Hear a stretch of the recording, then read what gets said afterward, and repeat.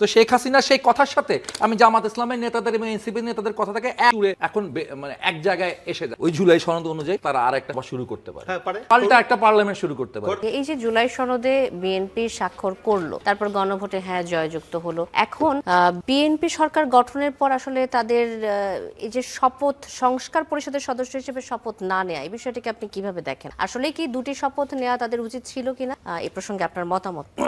ধন্যবাদ। বিএনপি বিধান সংস্কার সভা শপথ নেয় নাই, একটি শপথ। জনগণ আসলে বিএনপিকে যে কাজ করতে পাঠিয়েছে, বিএনপি সেই কাজ। জনগণ তাদেরকে সংসদ সদস্য হিসেবে নির্বাচনের সময় কেউ এসে বলে নাই যে আমি কিন্তু একই সাথে এমপি হচ্ছি এবং এমএলএ হচ্ছি, আমাকে দুইটি পদের জন্য একটি ভোট দেন। কেউ বলে না, সবাই এমপি হতেছে, মেম্বার অফ দ্য পার্লামেন্ট আছে। জনগণ তাই মনে করছে এমপি হবে। জনগণ পরে একটু বিভ্রান্ত হচ্ছে, আরেকটা শপথ কেন নিত? এই শপথের কথা কি জনগণের কাছে আগে প্রকাশিত করেছিলেন? আপনাদের ফেস্টুনে, আপনাদের পোস্টারে, আপনাদের ইয়াতে কোথাও করেন নাই। বিএনপি যা করেছে সেটা করেছে। এই ক্ষেত্রে বিএনপিকে অভিবাদন জানাই। বিএনপি এই জায়গায় সংবিধানকে রক্ষা করেছে। এখন প্রশ্ন হচ্ছে, যখন সংবিধানকে রক্ষা করার প্রশ্ন হয়, তখন আমি দেখছি এক ধরনের প্রবণতা, খুব ভয়ঙ্কর ভাবে একটা প্রবণতা। তারা রীতিমতো হচ্ছে মানে এই জুলাই গণ অভ্যুত্থানের পর যে ইন্টারিম গভর্নমেন্ট তৈরি হলো, এইটারও বৈধতা নিয়ে তারা, এটা নিয়ে তো আমরা শুরু থেকে দেখেছি যে আওয়ামী লীগের নেতৃবৃন্দ, শেখ হাসিনা শুরু থেকে এটাকে বলে আসতেছে যে যেই কথাগুলো বলে, আজকে তারা এইখানে এসে এই 12 ফেব্রুয়ারি নির্বাচনের পরে এসে যখনই তারা তর্কে বিতর্কে আইনগত প্যাচে পিছিয়ে যায়, তখনই তারা টোটালটাকে চ্যালেঞ্জ করে বসে। কিসের এন্ট্রি, কোথা থেকে 106 দ্বারা, কোথা থেকে হচ্ছে গিয়ে তাহলে এই ইসি গঠিত হইলো, কোথা থেকে হচ্ছে এই নির্বাচন হলো, তাহলে সব অবৈধ। এই সব অবৈধের স্লোগান দিয়ে আসতেছে শেখ হাসিনা।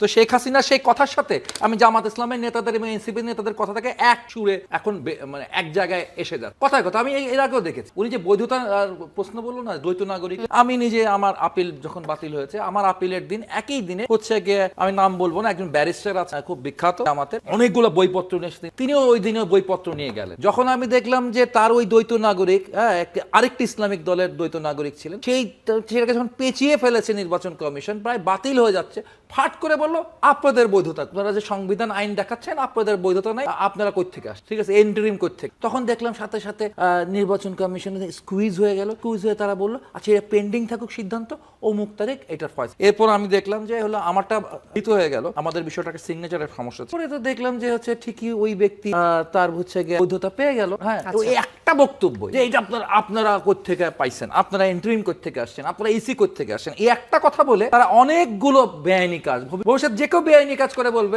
আমারটা বেআইনি হয়, আপনারটা বেআইনি। এই জায়গাটা তো হচ্ছে ডক্ট্রিন অফ নেসেসিটির মধ্য দিয়ে, আমাদের একটা জাতীয় কনসাসনেসের মধ্য দিয়ে আমরা সেই সময় একটা ইন্টারিম গভর্নমেন্টের দিকে গেছিলাম। কারা যায় নাই? কারা ওই সময় এই ব্যাপারটা, যারা ওই সময় হচ্ছে সেই পতিত সরকারের পক্ষে ছিলেন বা সরকারের লোক ছিলেন, তারা সেই জায়গায় হচ্ছে বিরোধিতার জায়গা। বাকি তো সারা বাংলাদেশ, গোটা বাংলাদেশই একটা জায়গায় ঐক্যবদ্ধ। এখন প্রশ্ন হচ্ছে, এখন যে তর্ক বিতর্ক বা বিভেদ তৈরি হচ্ছে, সেই বিভেদটা আসলে এই জুলাই সনদ আর ওই জাতীয় ঐক্যমত তৈরি করার, জাতীয় ঐক্যমতের মধ্যে আসলে একটা জাতীয় ভিন্ন মতের চাষ, একটা জাতীয় ভিন্ন মত। এবং সেই জাতীয় আসলে এই যে সনদ টনদ, এটা আসলে মূল উদ্দেশ্যটা হচ্ছে এই রাষ্ট্রটার মেরামত। এই রাষ্ট্রটার যে মধ্যে যে একটা ফ্যাসিবাদী প্রবণতা তৈরি হয়েছে, এই প্রবণতার হাত থেকে আমাদেরকে বের হয়ে আসতে হবে। এটাই ছিল আমাদের মূল লক্ষ্য। এখন যেটা হয়েছে, এই লক্ষ্যে আমরা কেমনে যাবো? এখন দেখেন, যদি সংবিধান সভার হচ্ছে গিয়ে শপথ বিএনপি নিলই না, এটা ইভেন কি তারা হচ্ছে সংসদে বসে এটা করলো না, কিন্তু তারা যদি হচ্ছে যে মূল জিনিসটা আছে, এই যে ঐক্যমতের, সংস্কারের ঐক্যমতের যে সমস্ত বিষয়গুলো আমরা ঐক্যমত হয়েছিলাম, মানে যে বিষয়গুলো ঐক্যমত হয়েছিল, সেই বিষয়গুলো যদি তারা একের পর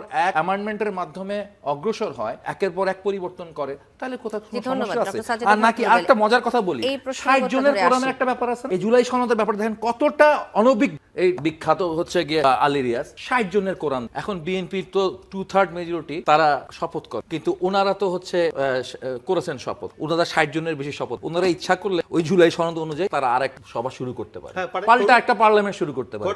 জাতিকে কত বড় ভিন্নমত, কত বড় জাতীয় বিভক্তির জায়গা নিয়ে গেছেন এই হচ্ছে আলিরিয়াজের এই জুলাই সনদের মাধ্যমে। ডক্টর সাজিদুল হক রুবেল, ধন্যবাদ।